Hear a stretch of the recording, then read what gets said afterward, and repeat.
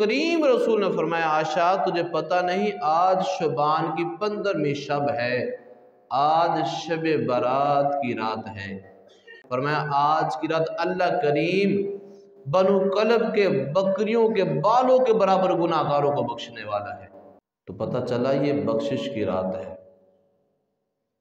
شب برات کی جو رات ہے یہ بخشش کی رات ہے۔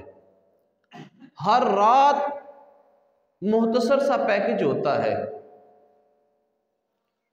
پچھلی راتی رحمت رب دی کرے بلند آوازاں۔ فرمایا ہر رات کو یہ تھوڑا سا پیکج ملتا ہے گناہگاروں کو کہ آ جاؤ رب کی بارگاہ سے مانگ لو، رب عطا فرماتا ہے۔ آ جاؤ رب کی بارگاہ میں آؤ مانگو، رب عطا فرمائے گا۔ لیکن فرماتے ہیں جو شب برات کی رات ہے نا، اس رات کا جب آغاز ہوتا ہے جیسے ہی سورج غروب ہوتا ہے نا، تو رب کائنات اپنی شیان شان دنیا آسمان پر اذلال فرماتا ہے، اور اللہ کریم کے پیارے محبوب فرماتے ہیں رب کائنات نزول فرما کر پہلا اعلان کرتا ہے کوئی معافی مانگنے والا؟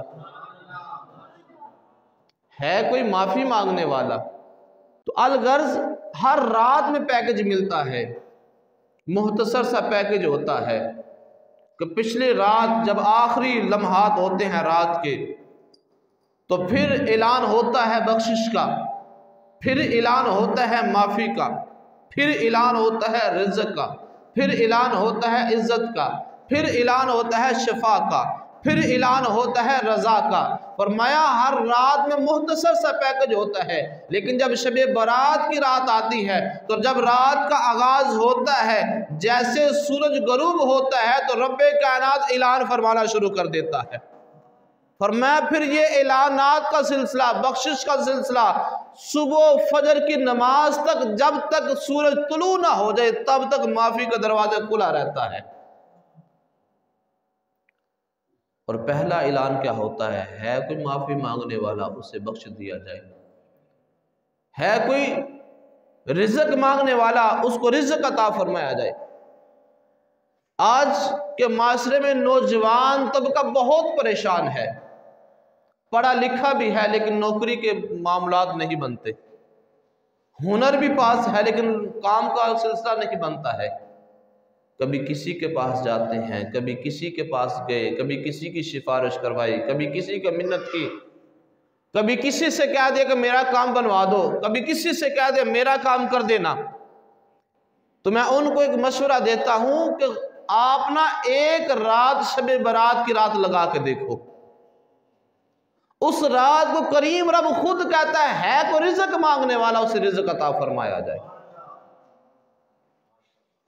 اگر کہیں پہ کام نہیں نہ بنا، اگر کسی دروازے پہ خیرات نہیں ملی تو پھر آ جاؤ شب برات کی رات رب کی بارگاہ میں، پھر رب سے مانگنا۔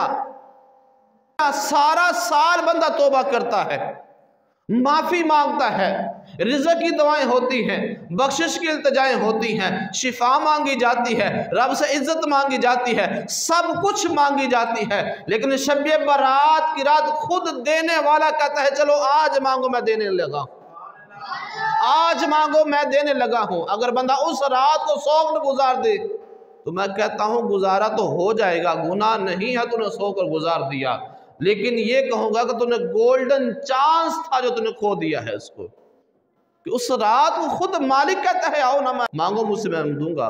بندہ سارا سال مانگتا رہتا ہے، التجائیں کرتا رہتا ہے، دعائیں کرتا رہتا ہے، اگر پوری نہ ہو تو پھر شب برات کی رات مالک خود فرماتا ہے چلو آج مانگو میں آج تم جو مانگو میں تمہیں عطا فرماؤں گا۔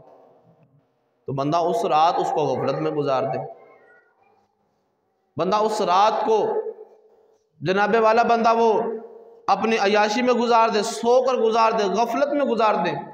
اور یہ رات کتنی اہم رات ہے، کریم رسول اللہ صلی اللہ علیہ وسلم نے فرمایا اس رات میں نا شب برات کی رات میں اللہ تبارک تعالیٰ ان لوگوں کے نام فرشتوں کو دے دیتا ہے جنہوں نے دنیا چھوڑنا ہوتی ہے، جن کی زندگی کا سفر پورا ہونے والا ہے نا، سٹیشن آنے والا ہے، ان کے نام فرشتوں کو دے دیے جاتے ہیں کہ ان کی زندگی ختم ہے۔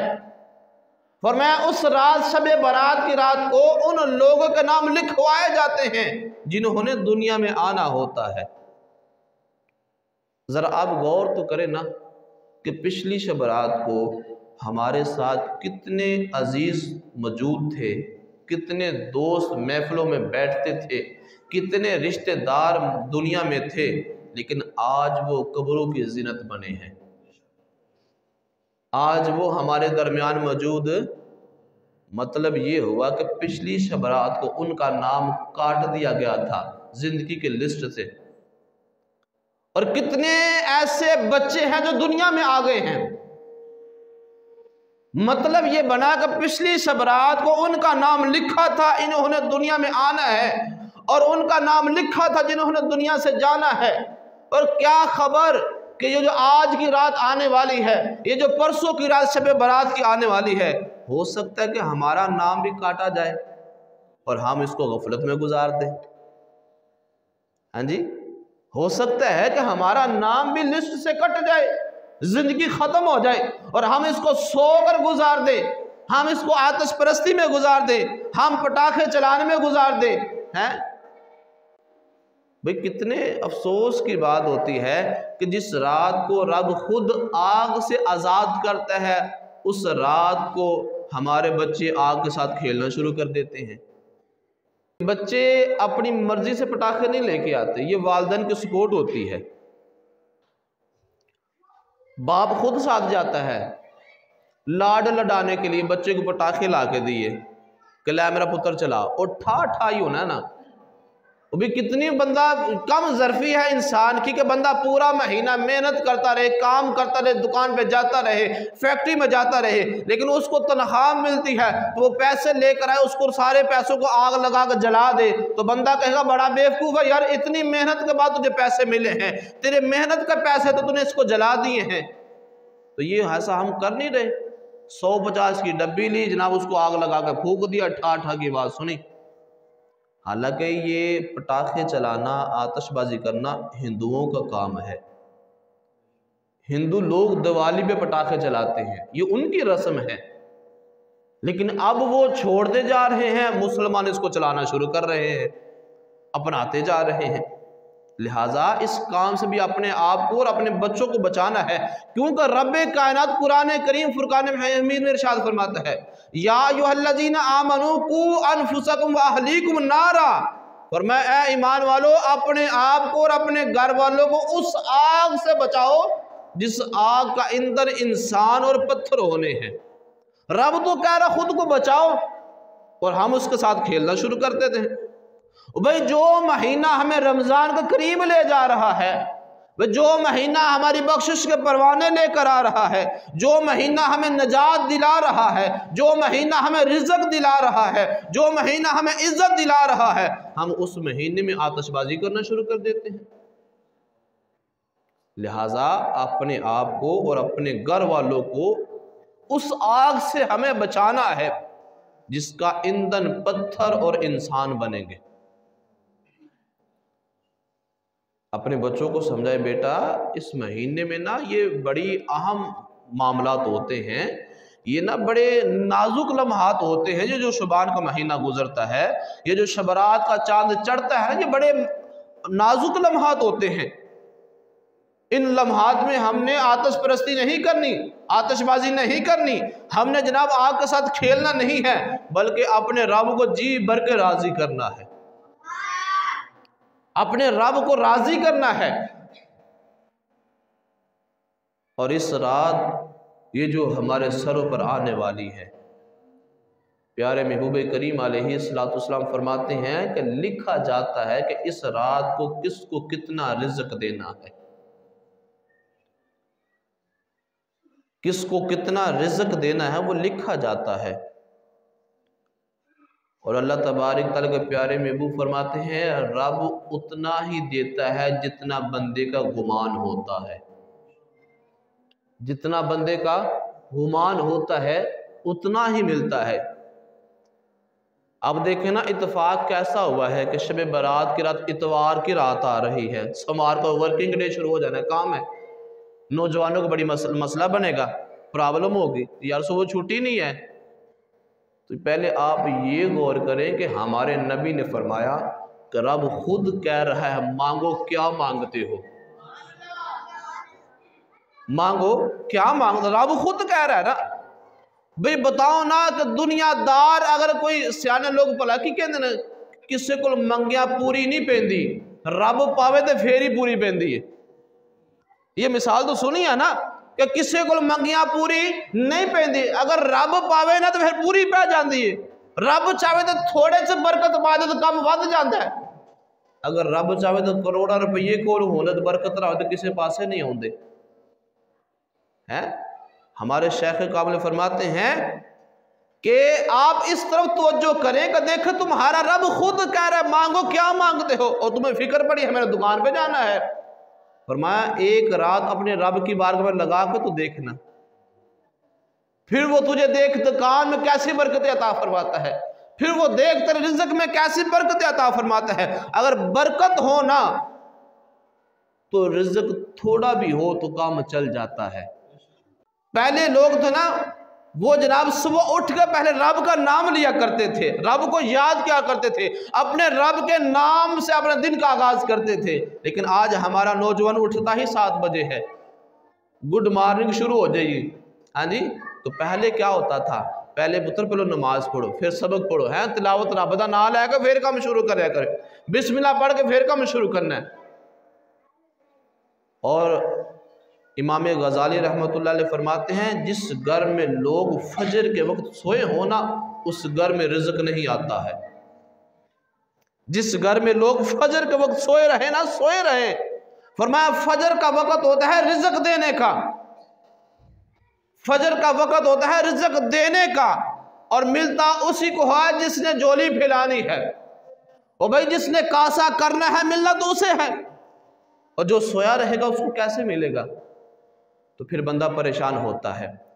फरमाया आज की रात जो ये शब रात की रात आनी है ना, ये रब से मांग कर देखो, फिर देखो मेरा रब कैसे तुम्हें बेनियाज बनाता है, फिर देखो मेरा रब कितनी करम नवाजियाँ करता है। हज़रत अली करमुल्लाह वजहुल करीम फरमाते हैं बल्कि वो अपनी बात नहीं करते, वो रसूलुल्लाह की बात करते हैं, बल्कि वो रसूलुल्लाह की नहीं बात करते, फरमाते हैं रब खुद फरमा रहा है अगर इस रात को कोई बख्शिश मांगेगा उसको बख्श दिया जाएगा, कोई रिज़्क़ मांगेगा उसे रिज़्क़ दे दिया जाएगा, कोई औलाद मांगेगा उसे औलाद दी जाएगी, कोई जनाबे वाला शिफा मांगेगा उसको शिफा दी जाएगी। फरमाया इस रात अगर कोई पर्दा पोशी मांगेगा उसको अल्लाह करीम पर्दा पोशी अता फरमा देगा। अलगर्ज के बंदा जो मांगेगा उसको अता फरमाया जाएगा। मेरा रब तो देने वाला है वो, लेकिन कोई बंदा मांगने वाला हो तो सही ना, किसी का बर्तन खाली हो तो सही ना, किसी का कटोरा खाली हो रब की बारगाह में आए तो सही ना, मालिक उसको भर। फरमाया फिर मेरा मालिक देखो कितनी मेहरबानी फरमाता है, फिर देखो मेरा मालिक कितना अता फरमाता है, फिर देखो ना यार रजू करो अपने रब की बारगाह में, आ जाओ। कब तक ये लोगों के दरवाजों में दस्तक देते रहोगे। लिहाजा मेरा मोहतरम भाइयों, ये माह शबान जो है ना ये रमज़ान की तैयारी है। जैसे बंदा महफिल करवाता है ना और ख़तीब को नकीब को बुलाता है, नकीब महफिल आकर पूरी महफिल के इंतज़ामात बताता है, उसके मामला बताता है, फ़लाँ ख़तीब है, फ़लाँ नात खां है, उसको इतना टाइम है, उसको इतना टाइम है।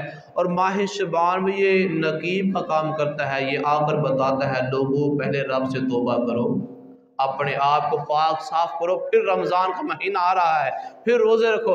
हज़रत अली करमुल्लाह वजहुल करीम फरमाते हैं माह शबान का जो 15वीं शब है इस रात को इबादत करना और दिन का रोज़ा रखना, रात को इबादत करना और दिन का रोज़ा रखना। और अम्मी आयशा सदीक़ा फरमाती हैं हजूर ने 15वीं शबान के दिन को भी रोज़ा रखा, हजूर ने रात आने से पहले रोज़ा रखा।